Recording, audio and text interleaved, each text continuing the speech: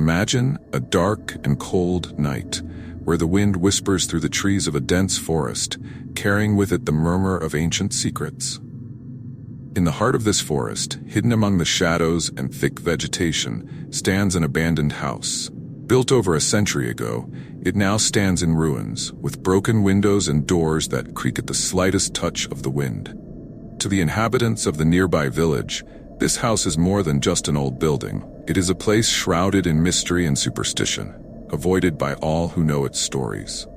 Four friends, Luke, Anna, Peter, and Claire, are driven by curiosity and the desire for adventure. They hear about the house in a local bar, where a mysterious old man tells scary stories about the place. "You shouldn't go there," he warns, with a serious look. "That house holds dark secrets. Everyone who has tried to uncover its mysteries has never been the same." But the young people, eager for excitement, decide to ignore the warning. Equipped with flashlights, cameras, and an indomitable spirit, they prepare to explore the house. The walk through the forest is long and winding. The path, covered with dry leaves and broken branches, seems endless. The silence is broken only by the sound of their own footsteps and the occasional hoot of an owl. When they finally reach the house, the scene is even more intimidating than they had imagined. The exterior walls are covered with vines, and the roof seems about to collapse. An aura of abandonment and despair surrounds the place. Upon entering, they are greeted by a strong smell of mold and rotting wood. The interior darkness is almost total, except for the beams of light from the flashlights dancing on the moss-covered walls. The furniture is covered with dust and cobwebs, as if no one had touched them in decades. Every step they take echoes through the empty hallways, creating an unsettling feeling that they are not alone. The friends begin to explore the house, splitting into pairs to cover more ground. Luke and Anna stay on the ground floor, while Peter and Claire climb the creaky stairs to the first floor. Luke and Anna find a main hall with a huge stone fireplace where remnants of ashes are still present, suggesting that someone had been there recently. They look at each other, intrigued and a little scared. Peter and Claire, on the other hand, find a series of bedrooms upstairs, all with signs of a life abruptly interrupted. Unmade beds, scattered clothes, children's toys left on the floor. But what catches their attention the most is an old diary that Claire finds in a bedside drawer. The pages, yellowed with time, are filled with detailed notes about the last days of a family that lived there. The diary reveals that the family consisted of a father, a mother, and 2 small children. The first entries talk about happy days, parties, and family gatherings, but as the pages progress, the tone of the notes becomes increasingly dark. The mother describes inexplicable events, strange noises at night, objects moving on their own, the feeling of being watched. She speaks of a malevolent presence that seems to be growing stronger every day. Luke and Anna, upon reuniting with Peter and Claire, listen intently to the reading of the diary. The atmosphere in the house seems to grow heavier as the somber words echo through the hallways. They decide to continue the exploration, now more determined to discover what happened to the family. In a living room on the ground floor, they find a family portrait. The painting, though faded by time, shows happy, smiling faces. But something in the eyes of the family seems strange, almost disturbing. Luke feels a chill down his spine as he looks at the portrait, as if the eyes are following him around the room. As they continue the exploration, strange occurrences begin to intensify. Claire swears she saw a shadow move down the hallway. Peter feels a cold hand touch his shoulder, but when he turns, there's no one there. Anna hears inaudible whispers that seem to come from all directions. The tension among the group grows, and fear begins to infiltrate their hearts. In one of the rooms, Luke finds a locked door leading to a basement. He calls his friends, and together they manage to break open the door, revealing a steep staircase descending into darkness. The hesitation is palpable, but curiosity wins over fear. With flashlights in hand, they descend one by one, feeling the temperature drop with each step. The basement is large and full of old boxes, furniture covered with sheets, and a strong smell of dampness. At the back of the basement, they find an improvised altar with spent candles and strange symbols drawn on the floor. In the center of the altar, there's an old porcelain doll with eyes that seem to look directly into their souls. The atmosphere is suffocating, and a sense of evil permeates the air. The tension reaches its peak when the candles on the altar light up on their own, illuminating the basement with a flickering, sinister light. The group huddles in a circle, feeling a malevolent presence around them. The walls seem to close in, and an icy cold envelops the environment. The shadows take shape, revealing faces distorted by pain and suffering. Suddenly, Luke is pulled back by an invisible force. He is dragged to the center of the altar, where the porcelain doll begins to move as if it were alive. The doll's eyes glow with a red light, and a deep, malevolent voice echoes through the basement, filling the friends with terror. "You dare to desecrate this sacred place," the voice whispers, reverberating off the stone walls. "Those who disturb my rest will pay with their souls." The friends try to rescue Luke, but are stopped by an invisible force that keeps them away. Desperate, they begin to recite the words found in the diary, hoping to break the curse haunting the house. As the words are spoken, the doll begins to tremble, and the red light in its eyes weakens. A spiritual battle unfolds in the basement, with the friends fighting against the malevolent force controlling the house. With courage and determination, they manage to free the trapped spirits, revealing the truth about what happened to the family. The father, consumed by madness, had made a pact with a malevolent entity, offering the souls of his family in exchange for power and wealth. But the pact went wrong, and they all ended up trapped in an eternal cycle of pain. With the spirits finally freed, the house begins to collapse. Luke is rescued, traumatized but alive. The friends run outside, leaving the building in ruins behind them. The forest, once oppressive, now seems a little less threatening as the first light of dawn begins to break the horizon. The young people return to the village, forever marked by the experience. They share their story with the villagers, who receive them with looks of disbelief and respect. The friends' courage in facing the unknown and freeing the tormented spirits becomes a local legend, passed down from generation to generation. For Luke, Anna, Peter, and Claire, life will never be the same again. They carry the physical and emotional scars of their encounter with the supernatural, but also a new understanding of the value of life and the dangers lurking in the shadows. Each of them follows different paths, but the bond forged that night remains unbreakable. The house, now in ruins, stands as a silent monument to the sacrifice and horror that occurred there.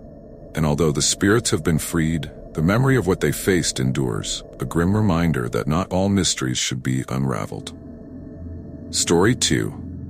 The Whisper of the Lake. The air was dense with the promise of tranquility when Julia and Philip arrived at their destination, an isolated lake in the mountains. They were tired of the frantic city routine and needed a refuge, a place where they could reconnect and find peace.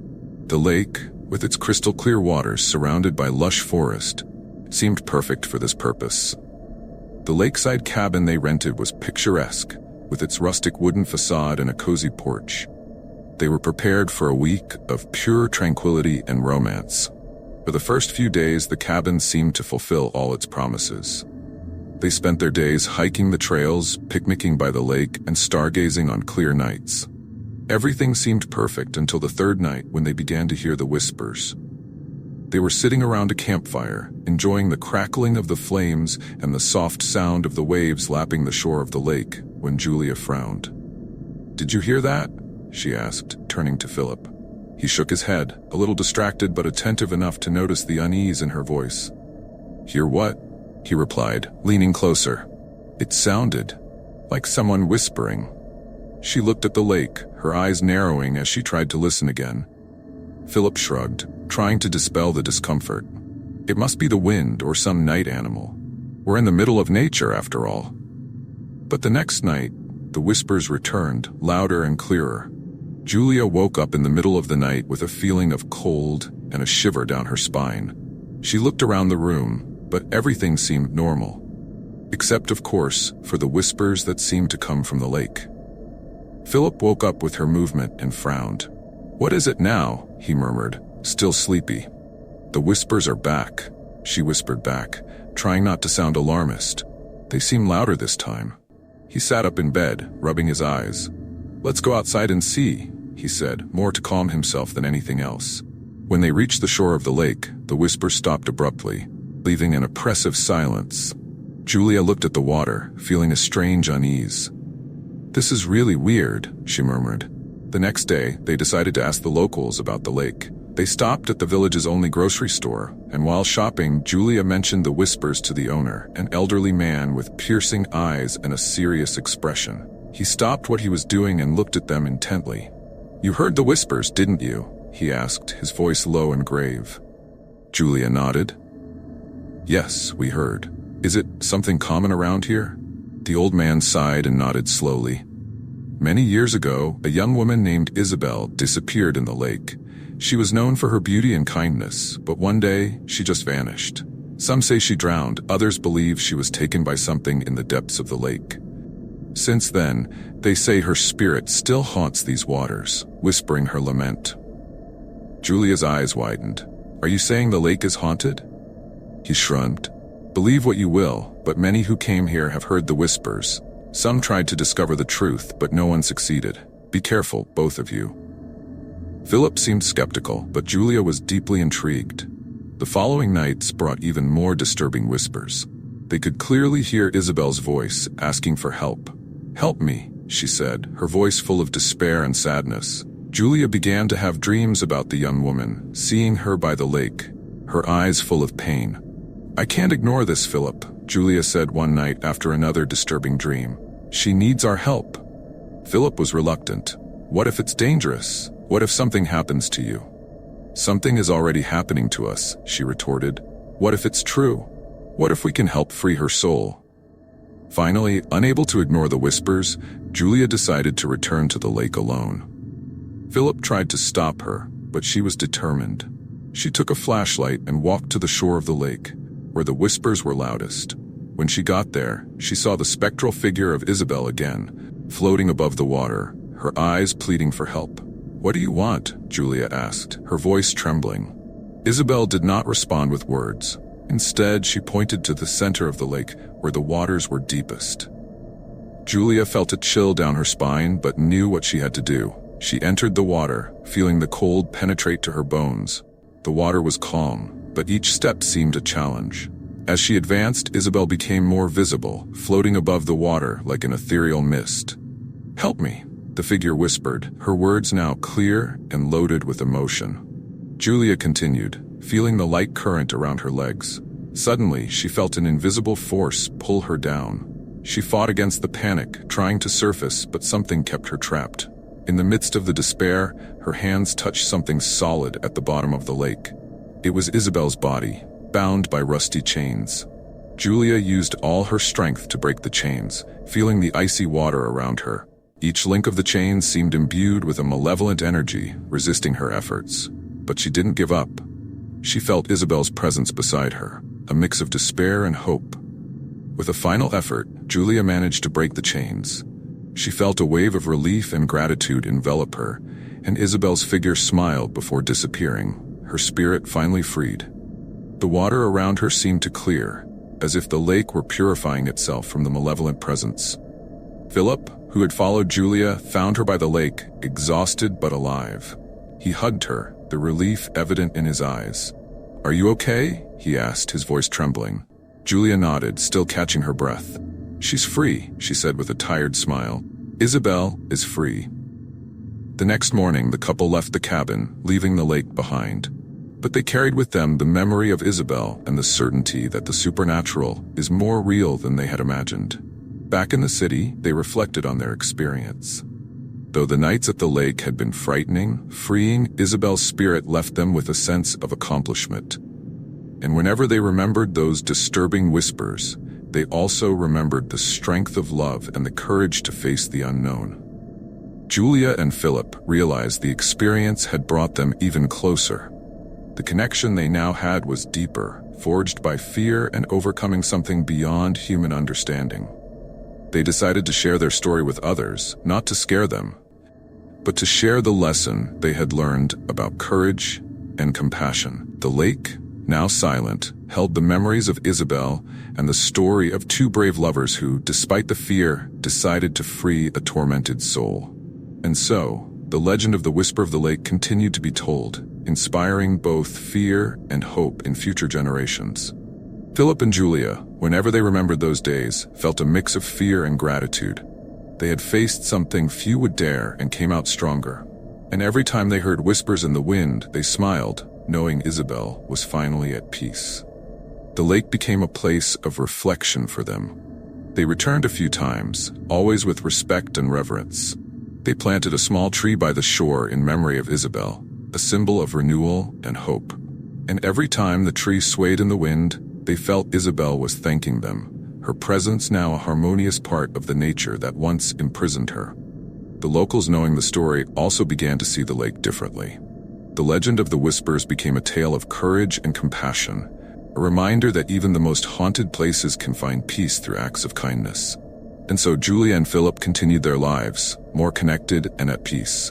They knew they had made a difference, not just for Isabel, but for everyone who heard their story. The Whisper of the Lake was no longer a symbol of fear, but of liberation and love.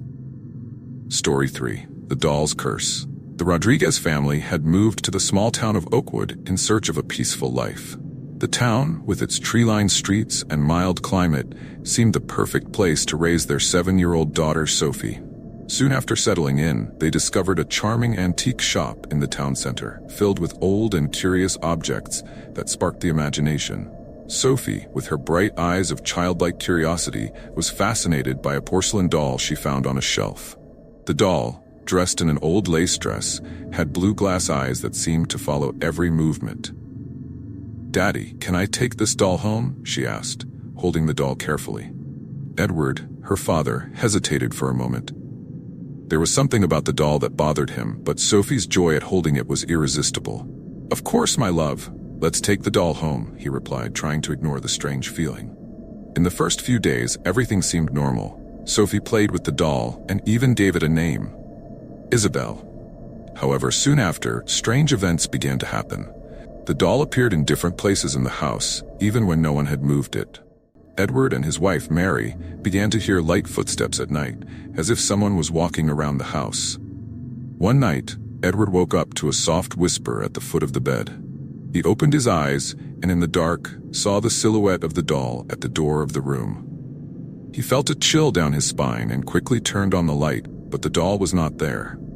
It must have been a dream, he thought, trying to calm his nerves. But deep down, he knew something was very wrong. Mary also began to notice strange things. She would wake up in the middle of the night with the feeling of being watched. Sophie started having frequent nightmares, and one night, she woke up screaming that the doll was trying to hurt her. "It was just a bad dream, darling," Mary said, but she couldn't help but feel a chill looking at the doll in the corner of the room. They decided to investigate the origin of the doll. They returned to the antique shop and questioned the owner, an elderly man with a mysterious air. "Ah, that doll," he began. "It has a dark history.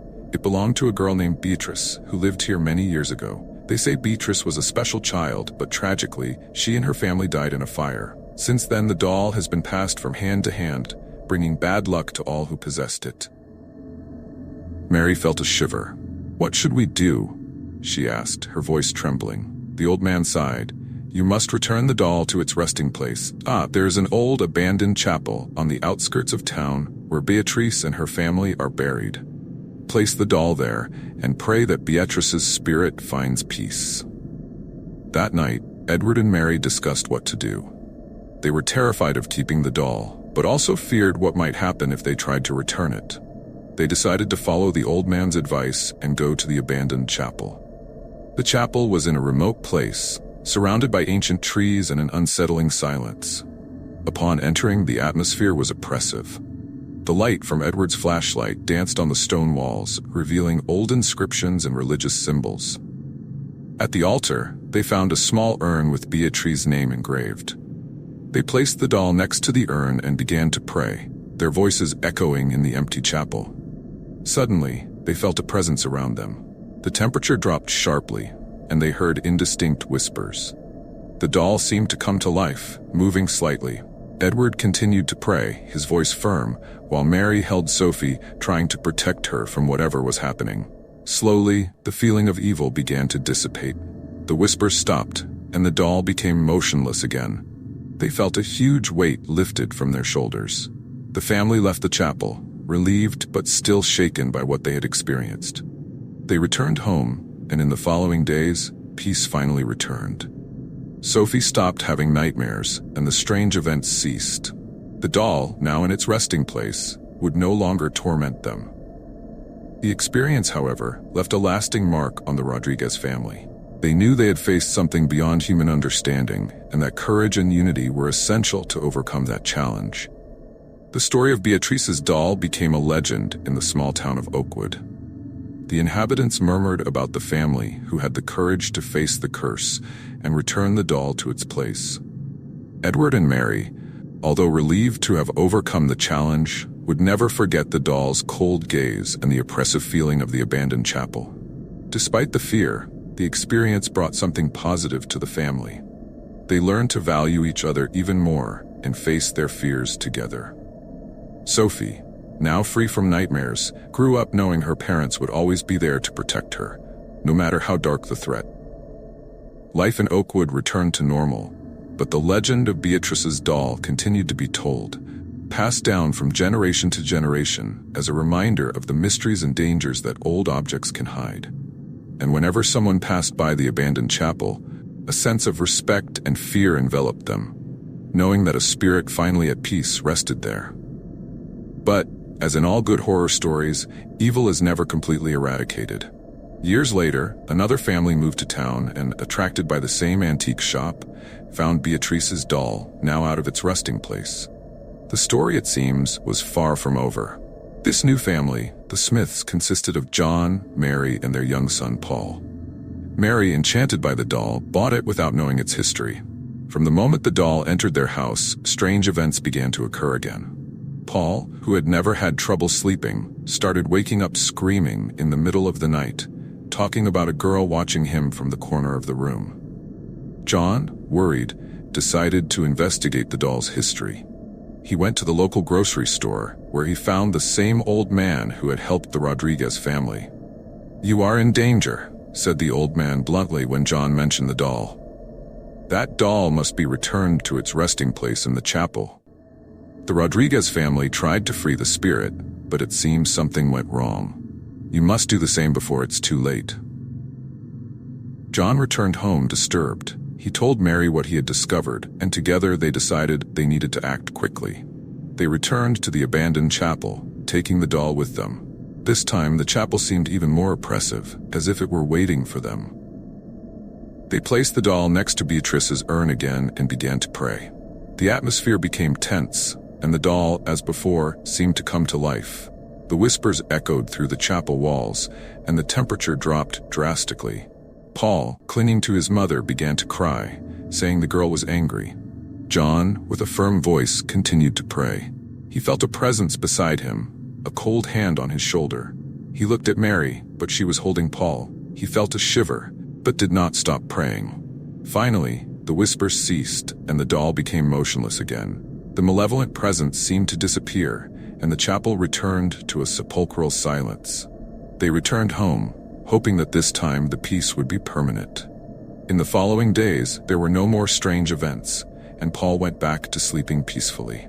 The doll, now definitely in its resting place, seemed to no longer torment them. The Smith family felt a profound relief, but the experience left a lasting mark on them. The story of Beatrice's doll now had another chapter. The town of Oakwood continued to tell the legend, now with 2 examples of families who faced the curse and survived. But the doll, although seemingly dormant, was still there, a silent reminder that some old objects carried dark and dangerous secrets. And so, the small town lived in relative peace, but always with a watchful eye on the abandoned chapel and the antique shop. They knew the story could restart at any moment, that Beatrice's doll could be found again by someone unaware of its history. And when that happened, courage and unity would be tested again. For the Rodriguez and Smith families, the experience was a life lesson. They learned that love and courage are the best weapons against the unknown, and that, even in the most frightening situations, family unity can overcome any challenge. The doll, now at rest, served as a silent reminder of this truth. But in Oakwood, the nights were never completely quiet again. The wind whispered stories of old spirits, and the full moon cast shadows that danced as if alive. And always in the back of the minds of the inhabitants was the question, is the doll really at peace?